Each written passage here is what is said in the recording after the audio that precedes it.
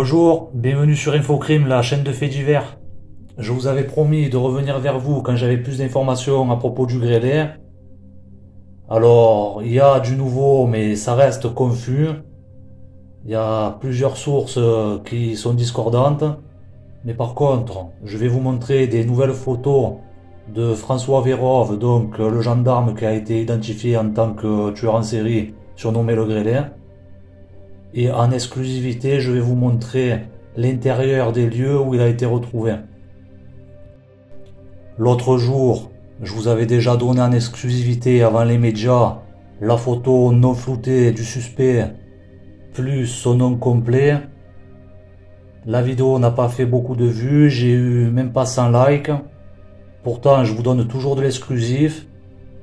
Pour le meurtrier de la jeune fille à Nantes là cet été, François Vergniaud, qui est peut-être un tueur en série, qui a peut-être baigné dans la disparition de Léa Petitgat, je vous l'avais donné avant les médias aussi. Le tueur de Samuel Paty, je vous l'avais donné avant les médias français aussi. Dans l'affaire McCann, je vous donne une multitude de choses qui ne sont pas connues en France. Dans l'affaire Fourniret, encore plus. Alors, n'hésitez pas à liker. Même si vous aimez pas l'accent du Sud, ça sert à rien de venir vous plaindre dans les commentaires, parce que je fais ce que je peux, je suis comme ça, c'est pas ma faute, je suis né dans le Sud. Et voilà, remerciez-moi pour mon travail, c'est la moindre des choses, merci d'avance. On va faire un peu le point donc sur ce qui est sorti, et je vais vous donner encore de l'exclusif.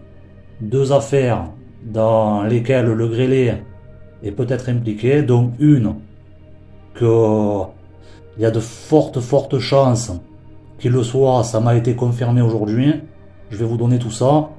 Et on va voir aussi dans les affaires où il est déjà soupçonné. Allez, on y va. Si vous voulez savoir qui est François Vérove, je vous fais un résumé vite fait. C'est un gendarme de 59 ans qui était en poste à Paris où il a commis des homicides. Ensuite, il est parti travailler dans le Sud. Et ils l'ont retrouvé mort là mercredi soir. Il a laissé une lettre dans laquelle il confirme être l'auteur des faits. Voilà, donc il est mort dans ces lieux-ci.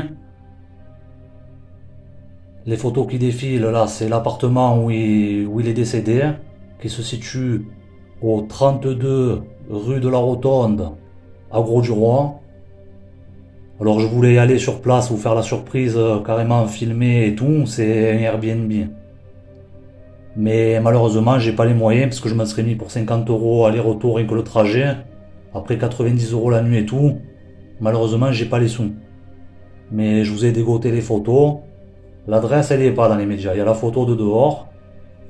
Mais après l'adresse, je vous l'ai dégoté, je vous ai dégoté les photos de l'intérieur. Voilà. C'est pas du voyeurisme.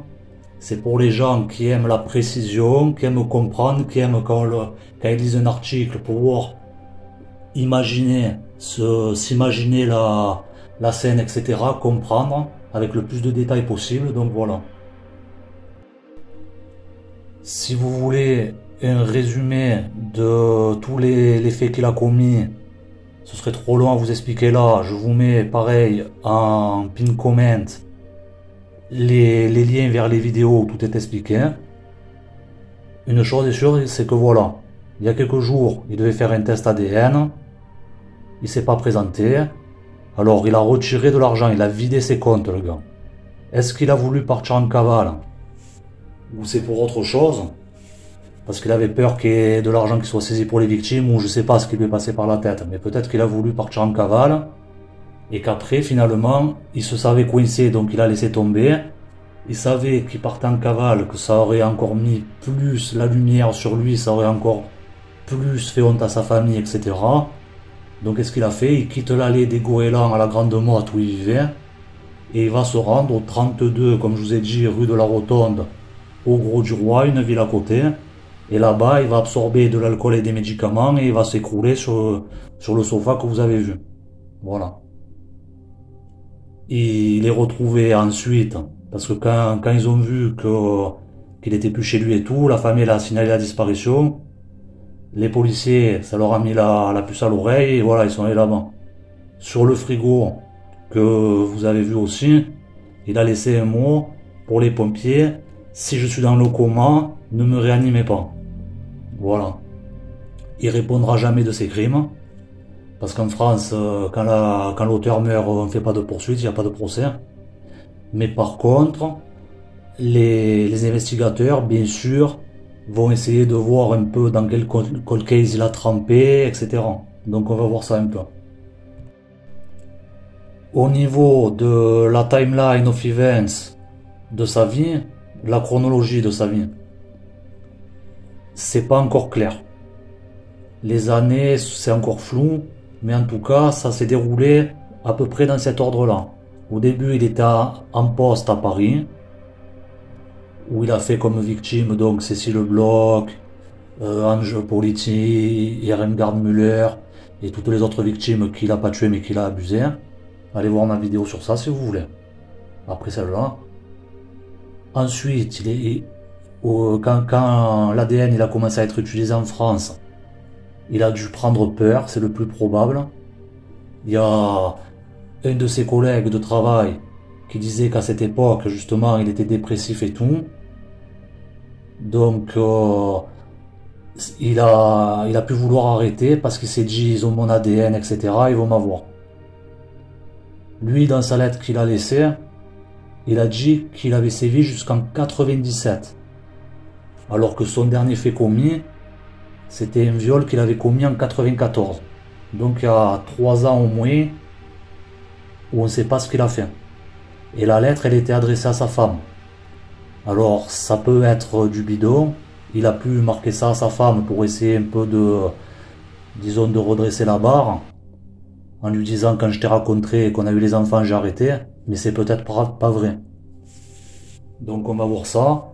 En tout cas, il aurait été en poste donc à Paris. Ensuite, il serait descendu dans le sud, dans les Bouches-du-Rhône. Pas à Marseille, mais dans la banlieue de Marseille, en fait, à une vingtaine de kilomètres du côté des quartiers nord, là où il y a l'aéroport, ça s'appelle Martigues. Il aurait été en poste là-bas. Et ensuite, il serait parti dans l'Hérault, vers Montpellier. Il aurait été employé municipal, conseiller municipal, pardon, à Prades-le-Lay. Il aurait vécu après la Grande Motte. Enfin, tout ça, c'est des détails. On verra ça plus tard, quand ce sera démêlé. Alors, dans quel cold case il pourrait être? Il semble qu'il ait sévi près de casernes de gendarmerie à chaque fois. Quand il s'en est pris à la petite bloc au 116 rue Petit, par exemple, il était à la garde républicaine qui est située au boulevard Kellermann, dans le 13e. C'est pas à côté, mais c'est pas extrêmement loin non plus.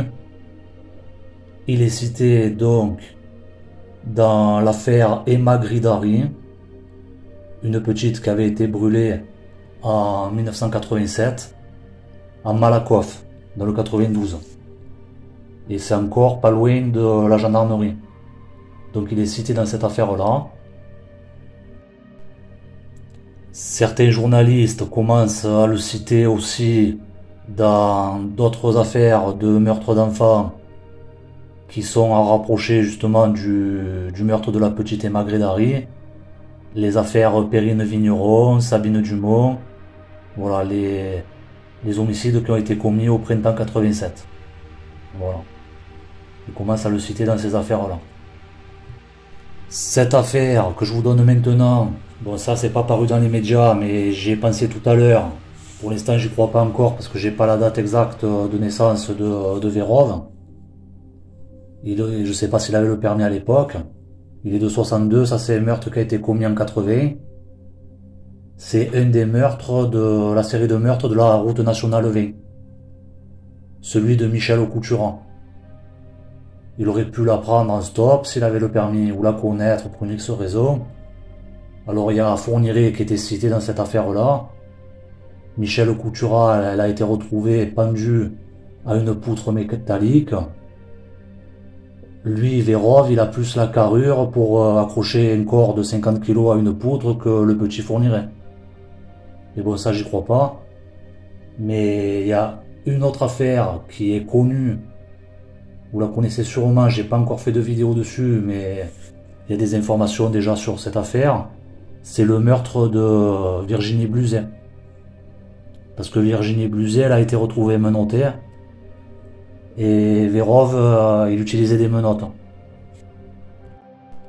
Après, il y a une autre affaire dont je discutais avec mes viewers la dernière fois et mes abonnés sous les vidéos, que je leur disais je suis convaincu qu'il est dedans et tout. Je vais vous la mettre en pin comment et en end screen celle-là. Et aujourd'hui, là, juste aujourd'hui, j'ai eu la confirmation qu'il y a de fortes chances que je me trompe pas. Il y a un policier qui était interviewé à la télé. Et à un moment, il parle d'un corps qui est retrouvé à la ferme de Saclay. En fait, si vous voulez, il y avait une série de viols autour de la ferme. Et lui, il parle d'un corps retrouvé. Mais la victime de la ferme de Saclay, elle n'est pas morte. C'est Ingrid, c'est sa dernière victime connue, elle s'en est sortie. Par contre, il y a un corps qui a été retrouvé à proximité de la ferme de Saclay. Et c'était dans ces années-là. C'était 2 ans après l'agression d'Ingrid. Le modus operandi, il peut coller. Donc je vous laisse découvrir l'affaire, parce que ce serait trop long à expliquer. Et sinon, une autre affaire qui a été commise en 97, c'est ma dernière vidéo que j'ai fait là récemment, une vidéo de disparition. Voilà, s'il était dans le sud à cette époque-là, ça peut être lui qui a fait le coup. Parce que s'il était en poste à Martigues, c'était peut-être à 1h30 de là où elle a disparu la fille. Donc voilà. Aujourd'hui, je reviens avec les photos de la scène entre guillemets de crime. Ces infos-là, une petite update. Et je vous dis à bientôt. Je vais creuser encore pour trouver dans quoi il a pu tremper. Et je reviens vers vous. Merci. Au revoir. Moi, j'étais en poste dans la région parisienne à ce moment-là, et je me souviens de toute une série d'affaires criminelles mettant en cause des petites filles entre 8 et 12 ans autour de l'Essonne, parce que j'ai vu que le corps d'une des victimes a été retrouvé dans une ferme à Saclay.